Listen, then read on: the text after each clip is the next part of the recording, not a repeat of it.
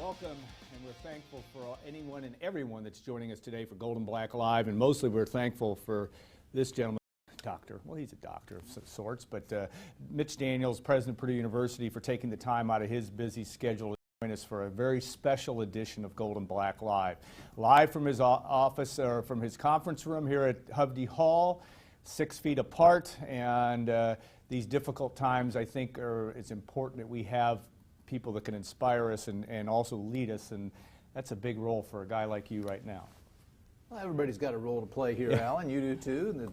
Thanks for coming by. This just confirms what Purdue sports fans have always known, that Gold and Black is on that list of truly essential services. Yeah. Critical, as we say. So glad you're still at it. Yeah, I had to read the governor's proclamation closely that says that media is sort of essential. We appreciate that, and we also appreciate what everybody is having to go through and being at home and doing their part to get this done.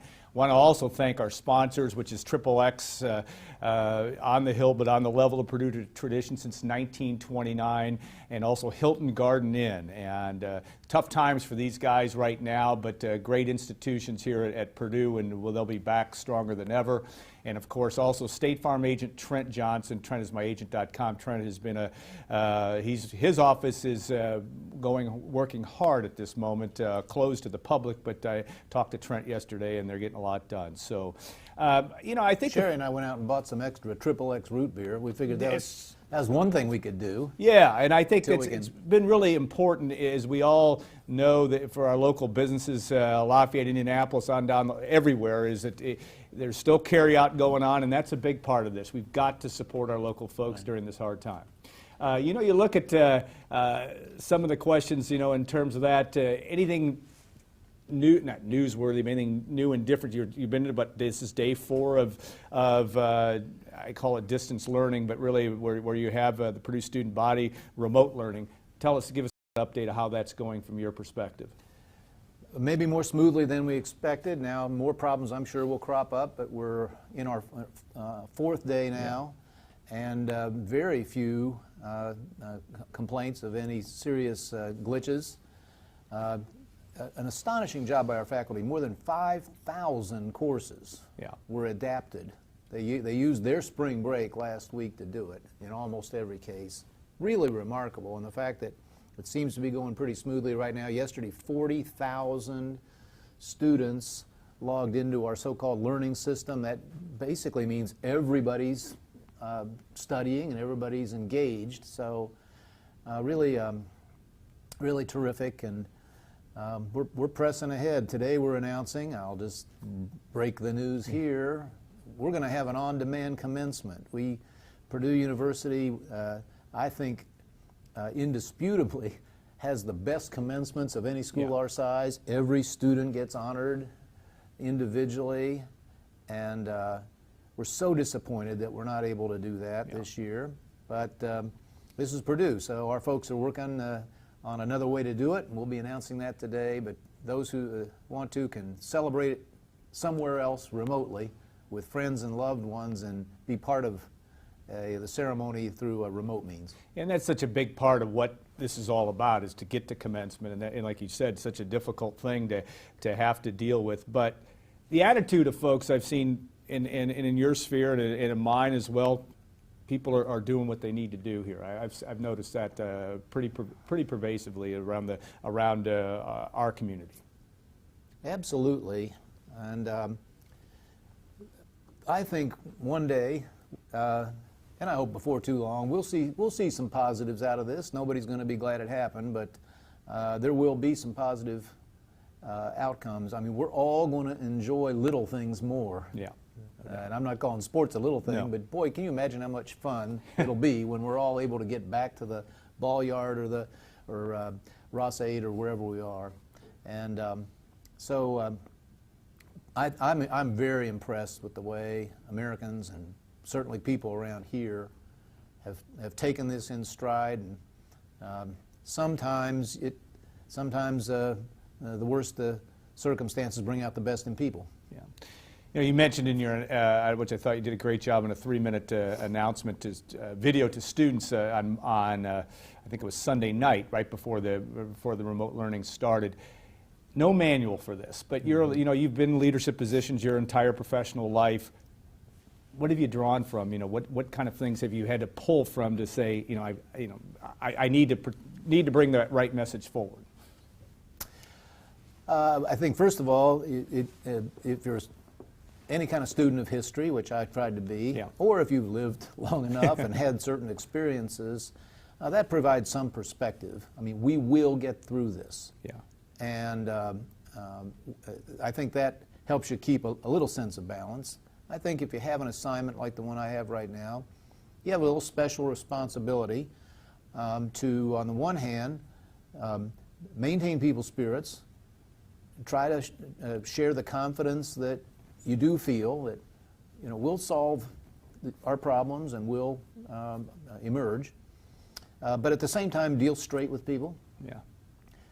I think there's also a responsibility to make certain, and by the way, this is why media is critical. Yeah. You absolutely belong on that list, because public understanding, especially in this situation, where we've all got a direct involvement and a direct role to play, public understanding of the competing interests and the medical facts is really important. Yeah. And I think some media have done a good job of that, some not so good, but it's a responsibility we all share, and we're doing the best we can to hold up our end. And as your daily schedule goes through, are you meeting, or how are you meeting with other university personnel? What is on your calendar as you way through this? It's been ironic and interesting to me. On the one hand, we have had a host, every day brings a host of calls and decisions and improvisations, and we start early every morning at this table with the people who have responsibility, whether it's on the academic side, the public safety side, the health and welfare side, all the people we need, and then break and act on the decisions we've made. Now, at the same time, my whole calendar emptied out. Yeah. There aren't any games to go to. There aren't any meetings on campus. The speeches I was supposed to give, the travel I was supposed to do, it all went away. And so I don't want to say I have time on my hands, but there is more time than I'm used to think about things, try to see if we're making the right call in view of all the factors that you may have to balance. Sure. So I'll be glad when there's not that kind of time to cogitate, but for now, the problem we're not having is not having enough hours in the day. Yeah. People in leadership positions, though, I think this is difficult as this situation, and by no means am making any light of it, but it is an opportunity to evaluate, to fine-tune, I think that is one good thing that can happen from this. Yeah, you hope so. Adversity does reveal a lot of things. What's the old saying about tea bags and quarterbacks? You don't know how good they are till you see them in hot water. Yeah. Right? And I like that. And we're going to get sports into this at some point, so there you go. As soon as we can. I hope. Yeah. But I'll just tell you that the people of Purdue overwhelmingly, whether they're in leadership capacities or the newest member of the staff, have stepped up to this and have done those things that they know are wise or know are necessary, helped each other where that's compatible with the new rules, and so far so good. Yeah. And not to get into the intricacies of your meetings, but obviously Mike Babinski, Purdue's athletic director, is in your cohort, so to speak. What's been your message to him and as you look at athletics during this difficult time? Same message that we have to give really to all our leaders, deans or research leaders, others. Stare reality in the face. Don't kid yourself. Yeah. Have a plan for the worst case, anticipating, and I do anticipate that worst cases are not really likely to eventuate here. And but he's got some very special issues. I Yeah. mean, his revenue comes is so dependent. He's more or less in the position of our friends at the Triple X or Hilton. And did I get your sponsors in there? Yeah, you did. Okay. The two ones that are conducting business. You're right. So, I mean, we talked this morning. I was on a call with the other Big Ten presidents this morning. We've been doing that occasionally. You know, the TV money that was in everybody's budget is now going to shrink dramatically, and we were getting an update as to what that might mean. So Mike is planning for these things, and we're very, very hopeful that we lost the spring season. One positive, unlike a lot of businesses, we're not reliant on the summer. Now we need practice time, and there was discussion of that this morning. But when maybe that could start again. But if we're able to play football and get fall sports started on time, I think we'll be all right. But we've taken a real hit, and thank goodness we've got a great leader and manager in Mike to get us through it. Are you optimistic? I mean, it is so early in this, but are you optimistic that, is it realistic to think that football is going to be played in Ross? I don't know. Yeah. I'd love to tell you yes.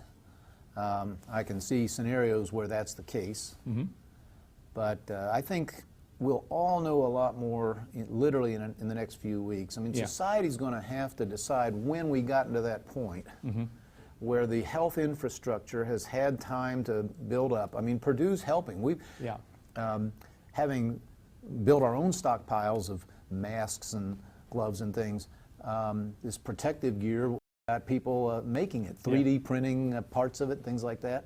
So as the healthcare infrastructure gets to some point of readiness, and we learn more about how many people really are going to have a severe problem with this virus, it's very clear that a huge percentage, a half, may not even know they had it. We just need to understand the epidemic better than we do. But I think in a few weeks, society will have to decide when the costs of control are beginning to exceed the benefits that we're trying to create with them. And then I think we can give you a better forecast about 3 months, 4 months from now. Yeah, that's going to be a hard question to answer, and certainly something that will be on people's minds every day. You look at the student athletes, and obviously you're a fan. You're the president, but you're also a big fan of Purdue sports, and it's tough because they can't inspire us from afar just yet. But what role do you see them playing as this continues to unfold? Some of the big names and not so big names of student athletes at Purdue. Well, they set a good example all the time, and I don't doubt when we have them back with us, they will do that. They'll probably be doing that for a good long while. In the way they'll probably have to adapt their training and maybe even game day activities in some fashions that will be very visible to the rest of us. Remind everybody what we're supposed to be doing at that time.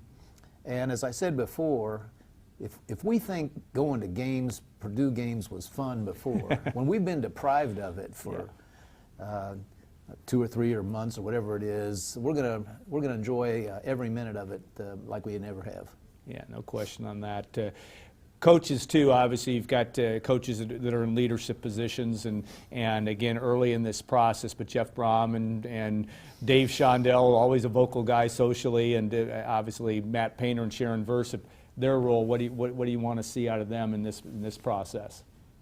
The same leadership they display year in, or season season out.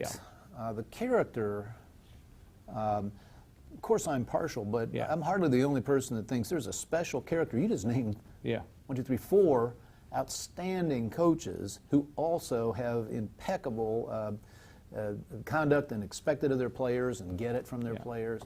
And that's we're all being asked to conduct ourselves in a way that's respectful of others and follows necessary rules. Hey, that's Purdue sports. So I don't know where you'd find better models than Matt and Sharon and Jeff, Dave, and the rest. You know, you look at the role, and again, it's tough. This is a tough question because I think it's so early in this process. But do you see, can you see a scenario how this is going to affect not only higher ed but also big-time college sports, just because we're dealing with this and having to look actually at fiscal situations that may be big challenges? But how do you see, looking at your crystal ball as best as you can now, how do you see that affecting it long term? We understand just the short term there may not be games, but do you see any long-term changes to this? Yes, I can. I don't know exactly on what pace, but in both those contexts you just asked about, higher ed generally, and let's talk about Division I sports in particular, there were already real pressures and challenges. Public confidence in higher ed has been on a sharp decline way before any of us, could spell COVID. Yeah. And the cost of it was coming under so much scrutiny in many places. And meanwhile, distance learning was beginning to grow. People were saying maybe there are other ways to do this that are less expensive and more flexible for people. So all that was going on, and now we have this issue. It's going to, I think, accelerate all of that. These changes. And sorry to say, but we've been losing dozen or 2 dozen schools a year anyway out there in America. We're going to lose some more over this. I just don't see any other outcome. Now, I have the view, Alan, I can remember saying this in a business that hit a really a tough patch back in my Eli Lilly days. I can remember saying this to the state of Indiana when the recession hit and so forth. Tough times do separate. The more able, the more adaptive, the more capable and competitive from others. This is true whether you're in sports or in life. And what we can do at this institution is try to conduct ourselves in a way that on the backside of this, we're in at least as good a shape as we were going in, maybe even better. And that is possible to do. With regard to athletics, the model was under so much pressure anyway. And here came name, image, likeness, pay-for-play type ideas that were already a threat to the Division I world we've known. If we're not able to put fans in stands for a while, again, I think there'll have to be some real reset of some of the cost structure. Is that coaches' salaries? I don't know. I mean, where it would all be, but where the money tends to get spent. And so here too, I think we already we're headed in a challenging direction, and this is just going to speed it up. Yeah. Very interesting, and yet provocative as well. We'll take a 2-minute break and bring Mitch Daniels back for our second segment. We'll get into a little bit more sports talk, but I appreciate your sentiment and everything that you've hit on in this first segment. Stay tuned. We'll be back in 2 minutes on Gold and Black Live.